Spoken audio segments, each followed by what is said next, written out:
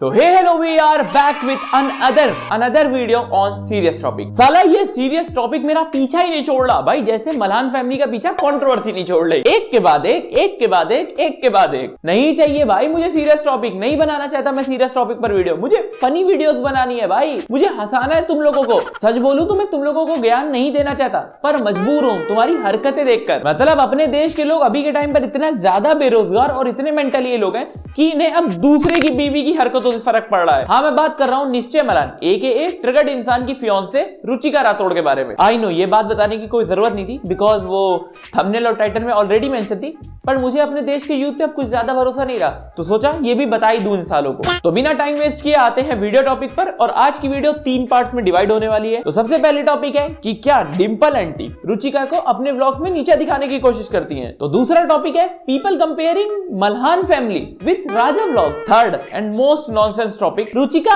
Act fake cute. अब देखो यहाँ पर मैं बस इतना बोलना चाहूंगा कि तुम लोगों के स्टैंडर्ड इतने गिर गए कि मुझे इन सब टॉपिक पर तुम्हारी मॉरल पुलिसिंग करनी पड़ रही है। खैर अभी आते हैं सबसे पहले टॉपिक पर, जो है डिंपल मलान वर्सेस रुचिका राठौड़। अब देखो रियल लाइफ में तो इन दोनों के बीच वर्सेस नहीं बल्कि विथ है, मतलब कि ऐसा कोई टॉपिक एग्जिस्ट ही नहीं करता रियल लाइफ में।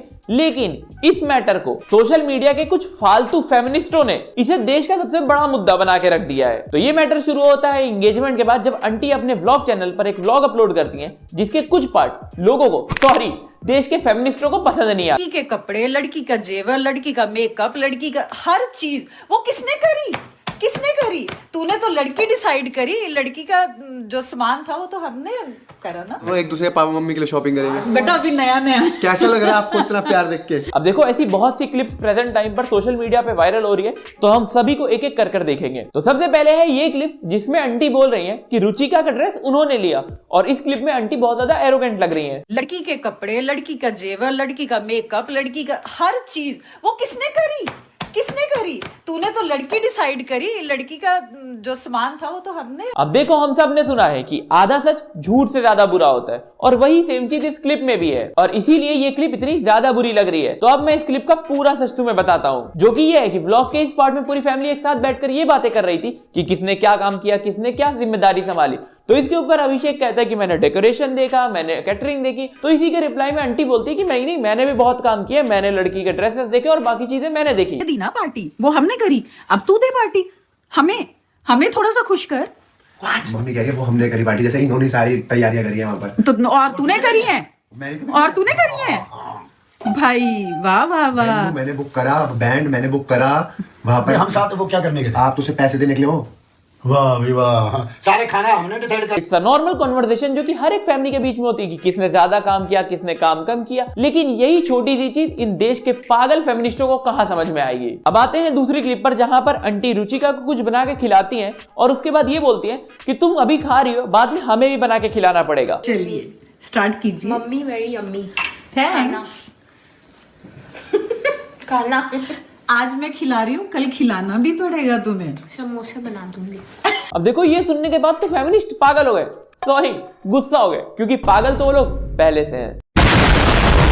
अब इस क्लिप पर फेमिनिस्टों का पॉइंट ये था कि सास कभी मां नहीं बन सकती, आंटी तो बहुत पुरानी सोच वाली है, आंटी तो बहू सिर्फ काम करने के लिए लेके आई है। अबे चमन चूरन फेमिनिस्टो, उसका हस्बैंड मल्टी मिलियनर है, ना करके भी उसकी मंथली इनकम करोड़ों में है। तो कल अगर रुचिका चाहे कि उसे खाना नहीं बनाना है, तो वो इंडिया के बेस्ट शेफ हायर कर सकती है, जो उसे और उसकी फैमिली को दिन के 50 डिश बनाकर खिलाएगा। तो अब ये समझो कि आंटी की सोच नहीं, तुम्हारा बैंक बैलेंस कम है, जो तुम्हें इन सब चीजों में प्रॉब्लम दिख रही कि खाना कौन बनाएगा। तो अब आते हैं दूसरे टॉपिक पर, जो है Ruchika act cute but look cringe. ये देखिए कैसे छोटे बच्चों की तरह करना, एक बार करना जिंदगी सवार दो, ऐसे लग रहा है जैसे छोटा बच्चा आ गया। तो इस पर मैं बस यही बोलूंगा, she try to act childish, जो सच भी है और हमें दिख भी रहा है, लेकिन वो क्यूट है कि नहीं है ये डिसाइड करने वाले तुम कौन होते हो? तुम कौन होते हो डिसाइड करने वाले कि वो क्यूट है या नहीं है, या निश्चय डिजर्व बेटर? तुम कौन हो भाई? और एक बात, ये साला क्यूट क्या होता है? मैं 18 साल 19 साल का हो गया हूं, लेकिन आज तक मुझे ये क्यूट का मतलब समझ में नहीं आया। क्या होता है क्यूट? कोई डिफिनीशन या कोई क्राइटेरिया है इस क्यूट शब्द का? और रही चाइल्डिश बिहेवियर की बात, so it's a basic human nature कि जब आदमी बहुत ज्यादा खुश रहता है और अपने क्लोज वंस या फैमिली के साथ रहता है, तो वो ऐसा बिहेव करता है। बट ये व्लॉग में था और सोशल मीडिया पे अवेलेबल था, तो लोगों ने इस पे अपने ओपिनियन देने शुरू किए, जो कि गलत नहीं है। लेकिन ये गलत तब बन गया जब लोगों के ओपिनियन ट्रोल में बदल गए और लोग इसकी बॉडी शेमिंग करना शुरू कर दिए। क्रिंज, मेकअप और भी बहुत से शब्द जो कि यहाँ पर मैं बोल नहीं सकता। अब देखो, बॉडी शेमिंग मुझे दुनिया का सबसे गिरा हुआ काम लगता है, क्योंकि तुम किसी की ऐसी चीज का मजाक उड़ा रहे हो जो शायद उसके हाथ में ही ना हो। किसी की हाइट छोटी है तो उसे 4 फुटिया, कोई काला है तो उसे कलुआ, किसी के दांत बाहर है तो उसे घोड़ा। अब तुम ये समझो, किसी की हाइट और उसका रंग उसके हाथ में थोड़ी होता है, भगवान ने जैसा उसे बनाया वो वैसा है। लेकिन कुछ लोगों को ये छोटी सी बात समझ में नहीं आती, और इसीलिए मैंने आज तक अपने वीडियोस में किसी की भी बॉडी शेमिंग नहीं की और आगे भी नहीं करूंगा। लेकिन यही छोटी सी बात कुछ लोगों को कभी समझ में नहीं आती। एक चीज मुझे बताओ, ये सच में यही है? मतलब ट्रिगर्ड भाई क्या देखे यार? वही जो तुम्हारे बाप तुम्हारी अम्मा में नहीं देखे, दिमाग, वरना तुम्हारे जैसे बच्चे पैदा नहीं होते। अब देखो, इन सब ट्रोल और हेट के बीच में रुचिका का एक पुराना वीडियो निकल के आ जाता है।